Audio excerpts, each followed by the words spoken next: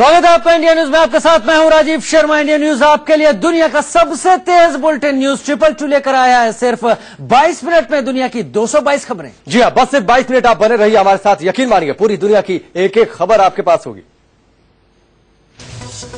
Rail किराया और माल भाड़ा बढ़ाने का जबरदस्त विरोध शुरू हो चुका है। इलाहाबाद में आज समाजवादी पार्टी ने रेल रोको अभियान शुरू किया। समाजवादी पार्टी के कार्यकर्ता नारेबाजी करते हुए ट्रेन की पटरी पर खड़े हो गए। सुबह सुबह गंगा गोमती एक्सप्रेस को कार्यकर्ताओं ने सीएमपी रेलवे ओवरब्रिज के पास रोक दिया। विरोध कर रहा पार्टी के कार्यकर्ता ट्रेन के इंजन पर खड़े हो गए। आधे घंटे तक गंगा गोमती एक्सप्रेस को रोके रखा। इस दौरान कार्यकर्ताओं की पुलिस से झड़प भी हो गई। इसके बाद कार्यकर्ता पटरी पर बैठ गए। इससे पहले कल मोदी सरकार ने रेल किराए में 14.2% की बढ़ोतरी कर दी। नया किराया 25 जून से लागू होगा। दिल्ली से मुंबई स्लीपर क्लास के लिए अब आपको 555 की जगह 633 रुपए देने होंगे, जबकि एसी 3 के लिए 1815 की जगह 2072 रुपए। वहीं दिल्ली से मुंबई एसी 2 के लिए 2495 की जगह 2849, तो एसी 1 के लिए 4135 की जगह 4722 रुपए। दिल्ली से लखनऊ स्लीपर क्लास का किराया 250 की जगह 285 रुपए हो चुका है। थर्ड एसी का किराया 710 की जगह 810 रुपए हो गया। दिल्ली से लखनऊ के लिए एसी 2 का किराया 1070 की जगह 1121 और एसी फर्स्ट का किराया 1725 से बढ़कर 2038 रुपए हो गया। दिल्ली से भोपाल के बीच स्लीपर का टिकट 350 रुपए से बढ़कर 425 रुपए का हो चुका है, तो एसी थर्ड का टिकट 915 की जगह 1044 रुपए का। एसी 2 के लिए दिल्ली से भोपाल का टिकट 1295 की जगह 1478 का हो चुका है। दिल्ली से पटना स्लीपर क्लास में सफर के लिए अब आपको 435 की जगह 496 रुपए देने होंगे। थर्ड एसी में सफर के लिए 1135 की जगह 1296 रुपए चुकाने होंगे। एसी 2 में दिल्ली से पटना तक के सफर के लिए 1625 की जगह 1855, तो एसी फर्स्ट के लिए 2760 की जगह 3151 रुपए देने होंगे। दिल्ली से अहमदाबाद तक स्लीपर क्लास का किराया होंगे। एसी 2 में दिल्ली से पटना तक के सफर के लिए 1625 की जगह 1855, तो एसी फर्स्ट के लिए 2760 की जगह 3151 रुपए देने होंगे। दिल्ली से अहमदाबाद तक स्लीपर क्लास का किराया 420 की जगह 479 रुपए का हो चुका है। थर्ड एसी का किराया 1090 की जगह 1244 रुपए का। वहीं अगर आपको दिल्ली से अहमदाबाद तक एसी 2 में सफर करना है तो 1560 की जगह 1781 रुपए देने होंगे। किराए में बढ़ोतरी 25 जून से ही लागू है, लिहाजा जिन लोगों ने पहले से टिकट बुक करा रखा है उनसे यात्रा के दौरान बाकी रकम टीटी वसूलेंगे। रेल भाड़े के साथ ही माल भाड़े में भी 6.5% का इजाफा किया गया है। रेल किराया बढ़ोतरी के खिलाफ भोपाल में युवा कांग्रेस के कार्यकर्ताओं ने पीएम का पुतला फूका। राजस्थान के अजमेर में एनएसयूआई के कार्यकर्ताओं ने पीएम मोदी का पुतला फूका और बढ़ा किराया वापस लेने की मांग की। रेल मंत्री सदानंद गौड़ा ने रेल किराया बढ़ाने का ठेका यूपीए सरकार पर फोड़ा। कहा पिछली सरकार ने ही किराया बढ़ाने का फैसला किया था। पूर्व रेल मंत्री और आरजेडी मुखिया लालू यादव ने रेल किराए में बढ़ोतरी पर चुटकी लेते हुए कहा कि देश के अच्छे दिन आ गए। बिहार के पूर्व मुख्यमंत्री और रेल मंत्री रह चुके नीतीश कुमार ने बजट से पहले रेल किराए में बढ़ोतरी को गलत बताया। कांग्रेस की ओर से अजय माकन में हमला बोला। कहा वोट के बदले मोदी ने जनता को बढ़िया इनाम दिया। यूपी के शहरी विकास मंत्री आजम खान ने रेल किराए बढ़ोतरी पर ताना कसते हुए कहा देशवासियों को अच्छे दिन मुबारक हो। बीजेपी की ओर से शाहनवाज हुसैन ने सफाई दी। साफ कहा कि रेलवे के मेंटेनेंस के लिए किराया बढ़ोतरी जरूरी। रेल भाड़े में बढ़ोतरी को लेकर रेलवे ने कल रात सफाई दी है। रेलवे के मुताबिक किराए में 10% और माल भाड़े में 5% की ही बढ़ोतरी की गई है। रेलवे के मुताबिक किराया भाड़ा बढ़ोतरी में फ्यूल एडजस्टमेंट कंपोनेंट भी शामिल है। रेलवे की ओर से वादा किया गया है कि तेल के दाम घटने पर वो अतिरिक्त बोझ की समीक्षा करेगा। माल भाड़े में बढ़ोतरी से महंगाई दर में करीब 2% का इजाफा हो सकता है। माल भाड़े का पहला असर सीमेंट की कीमत पर दिखने लगा है। श्री सीमेंट ने 8 रुपए प्रति बोरी सीमेंट के दाम बढ़ा दिए हैं। रेल किराया और माल भाड़े में बढ़ोतरी के बाद जल्द ही पेट्रोल डीजल की कीमतों में भी बढ़ोतरी हो सकती है। रेल किराए के बाद अब दिल्ली में बिजली का झटका लगने वाला है। दिल्ली विद्युत नियामक आयोग के सचिव जे रघुरमन ने जुलाई में बिजली महंगी होने के संकेत दिए। दिल्ली विद्युत नियामक आयोग की मीटिंग में कांग्रेस नेता मुकेश शर्मा ने हंगामा किया। केंद्रीय ऊर्जा मंत्री पीयूष गोयल ने कहा कि बिजली संकट को दूर करने की पूरी कोशिश हो रही है। पीयूष गोयल के मुताबिक पर्यावरण मंत्रालय से कोयला खनन का दायरा बढ़ाने की गुजारिश की गई। ऊर्जा मंत्री पीयूष गोयल ने भी ये भी कहा कि उत्तर भारत में बिजली का संकट उन्हें विरासत में मिला है। गोयल के मुताबिक पिछली सरकार की गलत नीतियों की वजह से बिजली संकट खड़ा हुआ है।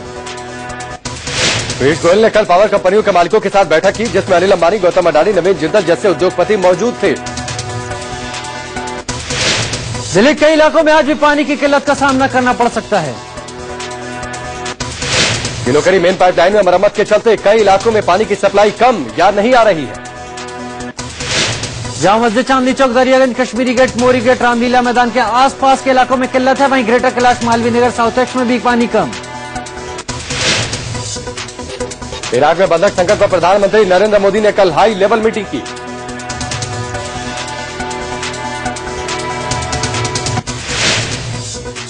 मीटिंग में प्रधानमंत्री मोदी के अलावा गृह मंत्री, विदेश मंत्री और राष्ट्रीय सुरक्षा सलाहकार भी मौजूद थे। बैठक में प्रधानमंत्री मोदी ने भारतीयों की सुरक्षित रिहाई के लिए हर संभव कदम उठाने को कहा। प्रधानमंत्री की बैठक के बाद बताया गया कि जरूरतमंद भारतीयों की वतन वापसी का खर्च सरकार उठाएगी। भारतीयों की वतन वापसी का इंतजाम बगदाद में भारतीय दूतावास में भारतीय समुदाय फंड से किया जाएगा। साथ ही सरकार ने भारत से इराक जाने के लिए इमिग्रेशन क्लियरेंस देना बंद कर दिया है। विदेश मंत्रालय प्रवक्ता के मुताबिक फिलहाल 1 महीने तक इमिग्रेशन क्लियरेंस बंद रहेगा।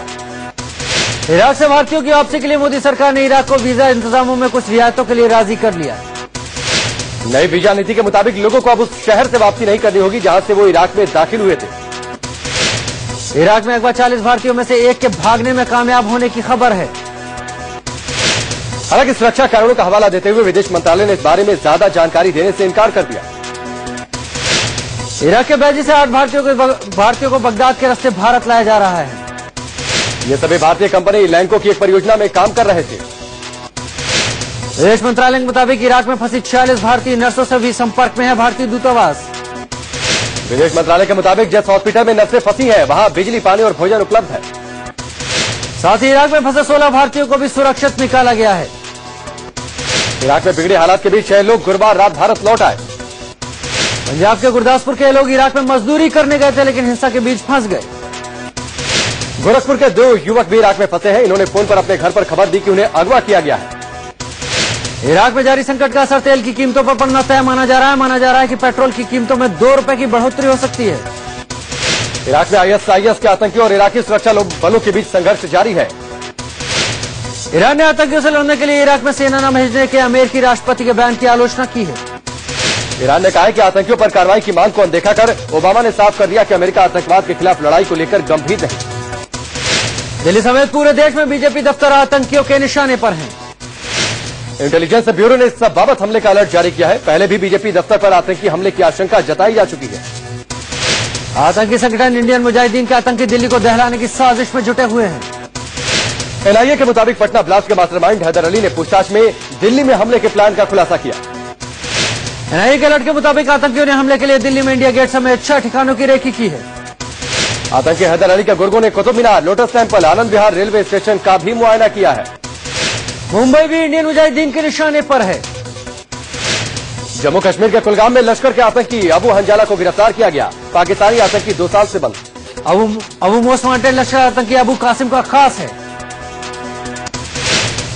त्रिपुरा से लगे भारत बांग्लादेश बॉर्डर की दूसरी तरफ 21 आतंकी कैंप चल रहे हैं। बीएसएफ के डीजी ने अगरतला में ये जानकारी दी।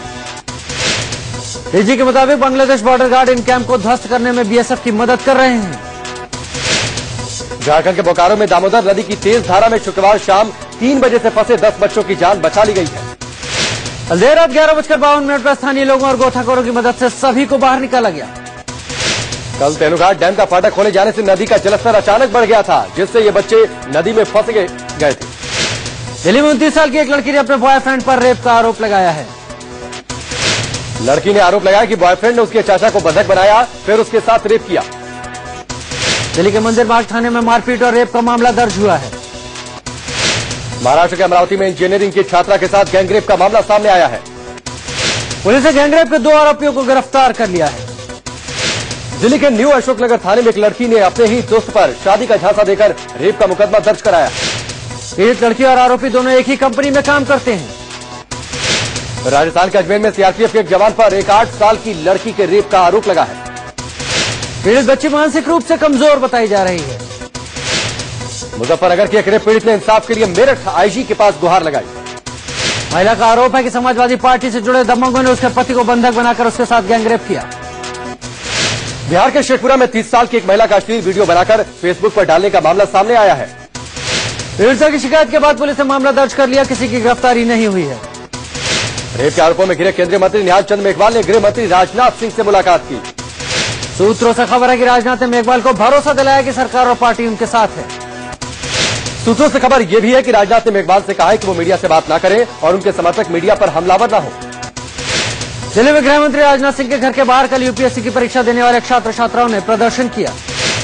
इनकी मांग थी कि सिविल सर्विसेज की परीक्षा में 4 साल की छूट के साथ सीसेट परीक्षा को भी खत्म किया जाए। छात्रों का यह भी आरोप है कि हिंदी मीडियम के छात्रों के साथ सिविल सर्विसेज में नाइंसाफी हो रही है। यूपीएससी परीक्षा में कथित भ्रष्टाचार के खिलाफ इलाहाबाद में छात्रों ने जल सत्याग्रह किया। इनकी मांग है कि धांधली की सीबीआई जांच हो। दिल्ली सटे फरीदाबाद में एक पिता ने अपने बेटे की शादी की रात को सुसाइड कर लिया। मृतक ने सुसाइड नोट में अपनी मौत के लिए अपनी पत्नी, साले और एक रिश्तेदार को जिम्मेदार ठहराया। आगरा में एक पति पत्नी की संदिग्ध हालात में मौत हो गई। दोनों ने 1 साल पहले ही प्रेम विवाह किया था। दिल्ली पुलिस के कांस्टेबल ने मंडावली इलाके में 5वीं मंजिल के अपने मकान से छलांग लगाकर खुदकुशी कर ली। कांस्टेबल लालजी राम आनंद विहार थाने में तैनात थे और ड्यूटी को लेकर कई दिनों से परेशान चल रहे थे। लखनऊ में सीएम आवास से चंद कदमों की दूरी पर कार सवार अज्ञात बदमाशों ने एक लड़के को अगवा कर लिया। अगवा हो जाने की खबर खुद मोहित ने अपने फोन से घर वालों को दी थी। अगवा युवक टिफिन व्यवसायी और उसका प्रॉपर्टी को लेकर अपने रिश्तेदारों से विवाद चल रहा था। पुलिस ने मोहित के कुछ रिश्तेदारों को हिरासत में लिया है और उनसे पूछताछ की जा रही है। दिल्ली के तीमारपुर में पुलिस वालों ने एक बाइक सवार की पिटाई कर दी। मुंबई के कैंपा कोला कंपाउंड में अवैध फ्लैटों को तोड़ने के लिए बीएमसी की टीम आज भी पहुंचेगी। कल लोगों के विरोध के बाद कैंपा कोला के अवैध फ्लैटों को तोड़ने पहुंची बीएमसी टीम बैरंग लौट गई। बीएमसी अधिकारी कल कैंपा कोला कंपाउंड में बिजली और पानी का कनेक्शन काटना चाहते थे। शहरी विकास मंत्री वेंकैया नायडू ने कहा कि कोर्ट के आदेश के आगे वो कैंपा कोला निवासियों की मदद नहीं कर सकते। प्रीति जिंटा आज देर रात तक अमेरिका से मुंबई वापस आ सकती है। रविवार या सोमवार को बयान दर्ज करवा सकती है। प्रीति जिंटा बदसलूकी मामले में मुंबई पुलिस ने बिजनेसमैन दानिश मर्चेंट का बयान दर्ज किया है। चश्मदीद दानिश मर्चेंट ने पुलिस को बताया कि 30 मई को वाडिया ने प्रीति जिंटा के साथ बदसलूकी की थी। प्रीति से बदसलूकी मामले में पुलिस अब तक दानिश समेत 7 गवाहों के बयान दर्ज कर चुकी है। प्रीति मामले में वाडिया ग्रुप ने रवि पुजारी के खिलाफ फिर से शिकायत दर्ज कराई है। वाडिया ग्रुप का कहना है कि रवि पुजारी की तरफ से 4 और धमकी भरे फोन आए। शुक्रवार को एक कॉल को दफ्तर के कर्मचारी ने रिसीव किया, लेकिन बाद के 3 कॉल जो एक ही नंबर से थे उसे रिसीव नहीं किया गया। कांग्रेस पार्टी लोकसभा चुनाव में मिली करारी हार पर आज से समीक्षा बैठक शुरू करेगी। ये समीक्षा ए के एंटनी की अगुवाई वाला पैनल करेगा। कांग्रेस की हार समीक्षा पैनल में एंटनी के अलावा मुकुल वासनिक, आरसी खुंटिया और अविनाश पांडे होंगे। समीक्षा पैनल ने आज सबसे पहले दिल्ली सभी 700 कांग्रेस उम्मीदवारों को बुलाया है। समीक्षा बैठक में सिब्बल माकन, संदीप दीक्षित, जेपी अग्रवाल समेत सभी 7 उम्मीदवारों से फीडबैक लिया जाएगा। पूर्व वित्त मंत्री पी चिदम्बरम ने मोदी सरकार पर निशाना साधा, कहा अभी कैंपेन मोड में है बीजेपी। चिदम्बरम का कहना है कि 2004 में एनडीए सरकार के वक्त कैश बैलेंस -2,370 करोड़ था। साथ ही चिदम्बरम ने कहा कि यूपीए सरकार ने कैश बैलेंस 26,510 करोड़ पर छोड़ा है। एसपी सुप्रीमो मायावती ने राष्ट्र हित के मुद्दों पर राज्यसभा में बीजेपी को समर्थन देने का ऐलान किया। मायावती ने कुछ राज्यों में होने वाले विधानसभा चुनाव में किसी भी पार्टी के साथ गठजोड़ करने से इनकार कर दिया। यूपी के मुख्यमंत्री अखिलेश यादव ने साल 2014-15 के लिए 2,74,704 करोड़ का बजट पेश किया।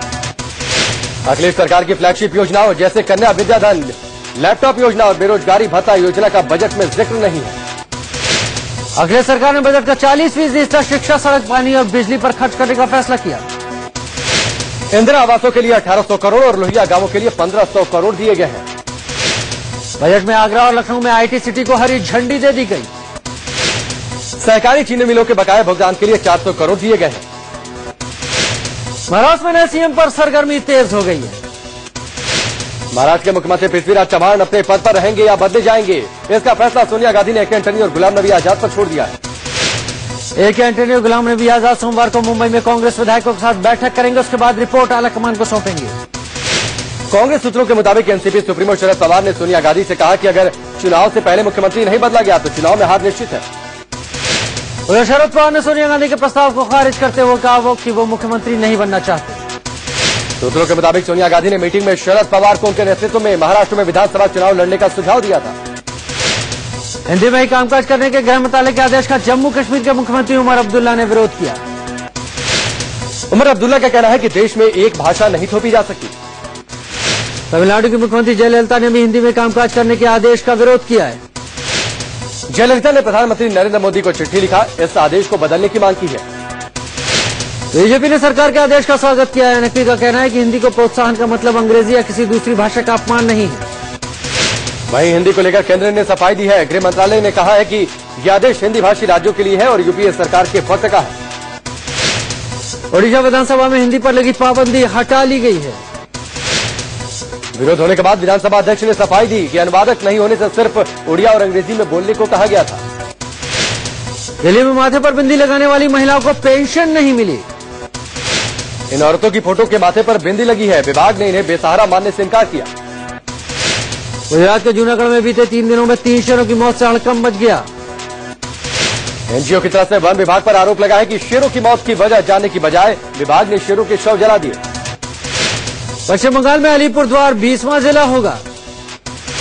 गुजरात के मुख्यमंत्री आनंदीबेन पटेल ने लड़कों को रिजेक्टेड माल करार दिया है। सूरत में एक कार्यक्रम में उन्होंने कहा कि वो दिन दूर नहीं जब लड़कियां लड़कों को रिजेक्ट करती फिरेंगी।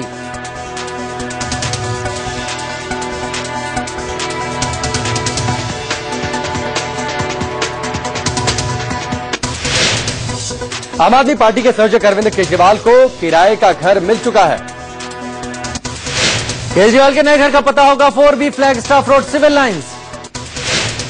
केजरीवाल को यह घर नरेंद्र जैन ने दिया है। नरेंद्र पूर्व कांग्रेस सांसद और भिखुराम जैन के बेटे और आम आदमी पार्टी के कार्यकर्ता है।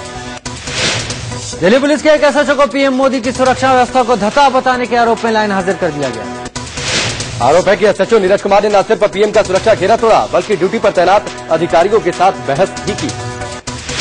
दिल्ली में जेडीयू के राज्यसभा सांसद महेंद्र प्रसाद के 4 तुगलक रोड स्थित बंगले से 2 कटहल की चोरी हो गई। सांसद के घर के भीतर घुसकर चोरों ने कटहल चुराए। पुलिस मामला दर्ज कर जांच में जुटी। आगरा की मुगल रोड पर कल रात 2 ट्रांसफार्मर धू कर जल गए। फायर ब्रिगेड की 2 गाड़ियों ने आधे घंटे की मेहनत के बाद आग पर काबू पाया। दिल्ली के तिमारपुर इलाके में वजीराबाद गांव में बदमाशों ने एक बुजुर्ग दंपति को बंधक बनाकर लूटपाट की। बस्ती पुलिस ने इटालिया मोहल्ले में एक देह व्यापार के अड्डे पर छापा मारा। 1 दर्जन महिलाओं को गिरफ्तार किया। मशहूर तिमारपुर इलाके में वजीराबाद गांव में बदमाशों ने एक बुजुर्ग दंपति को बंधक बनाकर लूटपाट की। बस्ती पुलिस ने इटालिया मोहल्ले में एक देह व्यापार के अड्डे पर छापा मारा। 1 दर्जन महिलाओं को गिरफ्तार किया। मशहूर कवि केदारनाथ सिंह को 49वां ज्ञानपीठ पुरस्कार दिया जाएगा। जालंधर के चाय बेचने वाले के 2 बेटों ने एक साथ आईआईटी की परीक्षा पास की है। पढ़ाई के लिए जरूरी संसाधनों की कमी के बावजूद दोनों भाइयों ने 2014 और 809वीं रैंक हासिल की। बिहार के रोहतास जिले के 14 साल के शिवानंद ने आईआईटी परीक्षा पास कर नया रिकॉर्ड बनाया है। शिवानंद ने इसी साल 12वीं पास की और उन्हें आईआईटी जेईई की परीक्षा के लिए विशेष अनुमति लेनी पड़ी थी। अगर आप घर या गाड़ी खरीदने की सोच रहे हैं तो बैंकों की तरफ से सस्ते लोन का तोहफा आपका इंतजार कर रहा है। दरअसल बैंक जिस ब्याज दर पर आरबीआई से लोन लेते हैं वो रेपो रेट से भी नीचे आ गया है। यूरोपियन यूनियन ने भारतीय अल्फांसो आम से बैन हटाने के संकेत दिए हैं। यूनियन का एक दल जल्द भारत आकर इस बारे में सुझाव और मदद देगा।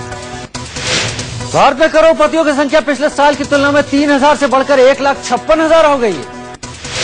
शुक्रवार को भी बाजार में गिरावट का माहौल जारी रहा। सेंसेक्स 96 अंक गिरकर 25,105 और निफ्टी 29 अंक गिरकर 7,511 पर बंद हुआ। एसोचैम ने सरकार को ब्लैक मनी की वापसी के लिए 6 महीने की माफी योजना पेश करने और उस पर 40% की दर से टैक्स लगाने का सुझाव दिया है। एसोचैम ने विदेशों में 2000 अरब डॉलर यानी करीब 1,20,000 करोड़ रुपए की ब्लैक मनी होने का दावा किया है। अमेरिका में मोदी का कद लगातार बढ़ रहा है। अमेरिका के 2 सांसदों ने नरेंद्र मोदी को लेकर चिट्ठी लिखी है।